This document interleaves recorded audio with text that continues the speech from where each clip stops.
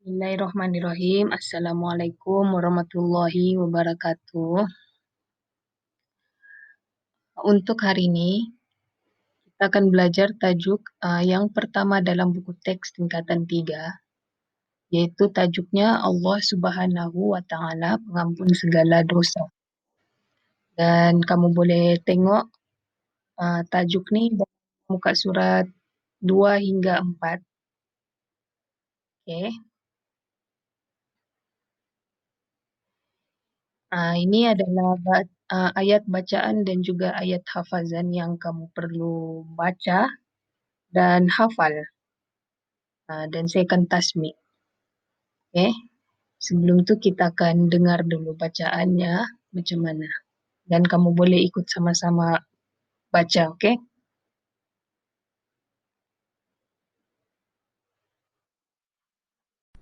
Suratul A'raf ayat 23. Bismillahirrahmanirrahim. Qala rabbana zalamna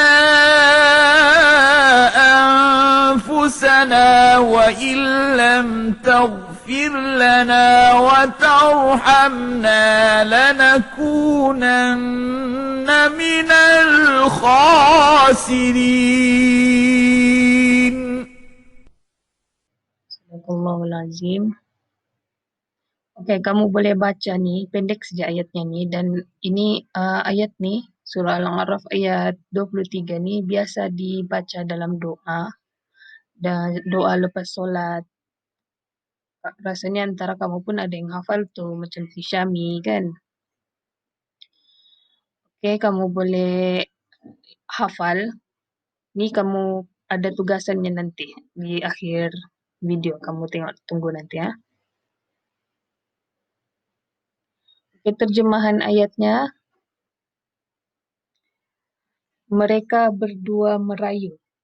Ada orang merayu. Qala Rabbana, wahai Tuhan kami telah menzalimi diri kami dan jika Engkau tidak mengampunkan dan merahmati kami, pasti kami termasuk dalam golongan orang yang rugi. Okay, terbang pula dia. Okay, inti sari ayat ada 1, 2, 3, 4, 5. Yang pertama, melakukan dosa, suatu kezaliman terhadap diri sendiri. Kita ni, dari kita bangun tidur sampai kita tidur balik waktu malam, mesti ada dosa yang kita buat tanpa kita sedar. Dan melakukan dosa itu adalah kezaliman terhadap diri sendiri. Sebab yang akan menanggungnya kita juga nanti. Yang kedua, umat Islam wajib memohon keampunan daripada Allah atas dosa yang dilakukan. Setiap hari selagi kita masih bernapas, masih hidup di muka bumi ini, kita sentiasa ada peluang untuk bertaubat dan minta ampun dengan Allah atas dosa yang kita lakukan. Jangan malu untuk minta ampun. Kita minta ampunlah selagi boleh. Okay? Sebab Allah itu Maha Pengampun. Yang ketiga, Allah sentiasa menerima taubat hambanya yang menyesal atas dosa yang dilakukan. Kita, kalau kita buat dosa, kita minta taubat. Gimana cara minta taubat? Yang paling senang yang kita boleh buat secara di mana-mana pun kita boleh buat ialah dengan beristighfar. Semua tahu kan macam mana istighfar. Astaghfirullahalazim. Kalau mau istighfar yang panjang lagi sikit, yang biasa kita baca selepas solat. Astaghfirullahalazim, allazi la ilaha illa. Itu boleh baca setiap hari. Satu lagi cara untuk bertaubat ialah dengan melakukan taubat nasuha. Macam mana taubat nasuha ni? Kita solat sunat taubat 2 rakaat. Bila-bila masa pun boleh. Tapi paling terbaik adalah waktu sepertiga malam. Dalam jam 2, 3 pagi macam tu. Waktu orang masih tidur kan. adalah waktu yang terbaik untuk buat solat sunat taubat. 2 rakaat sembahyang macam biasa. Dan lepas tu niatnya sahaja aku solat sunat taubat 2 rakaat kerana Allah Ta'ala. Lepas tu sembahyanglah 2 rakaat dan minta ampun apa yang dosa kamu buat, minta ampun. Dan syaratnya jangan ulangi lagi dosa tu. Kalau ulang juga lagi, minta ampun lagi, buat lagi solat sunat taubat. Okay, yang keempat, orang yang mendapat keampunan Allah ialah orang yang beruntung.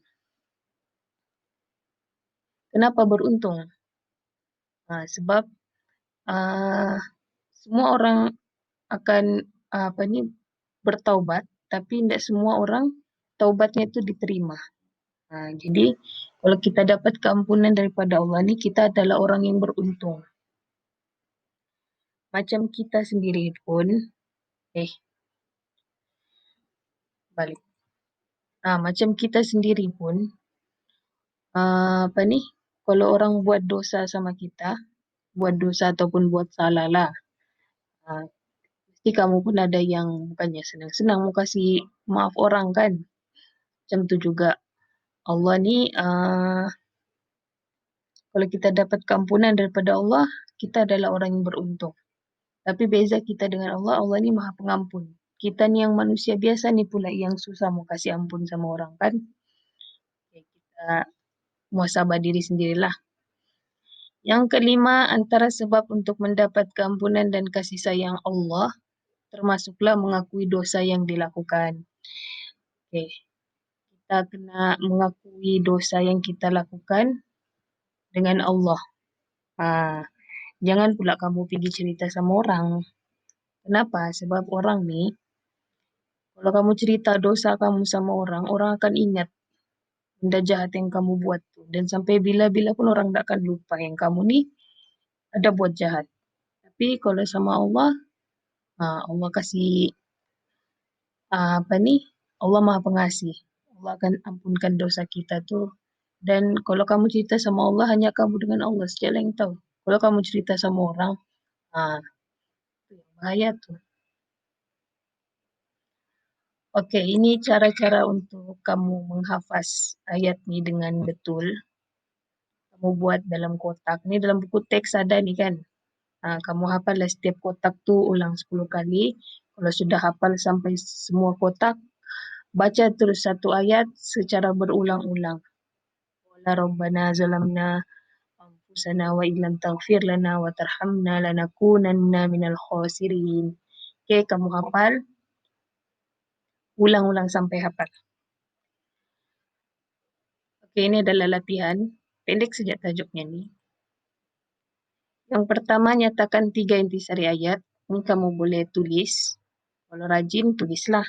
Kalau mau type di WhatsApp terus pun boleh. Yang kedua, setiap orang tidak akan terlepas daripada melakukan dosa. Jadi bagaimanakah anda membudayakan amalan bertaubat dalam kehidupan seharian? Ni kamu soalan kebat dan kamu perlu jawab dengan pendapat masing-masing. Dengan format jawapan kebat lah. Bukannya mau tulis pendek-pendek. 4 markah ni. Yang ketiga, rakam voice note melalui WhatsApp. Bacaan surah Al-A'raf ayat 3 tadi dan hantar. Kamu boleh rakam melalui voice note. Kalau ada salah, nanti saya kasih betul. Itu sahaja untuk hari ini. Assalamualaikum.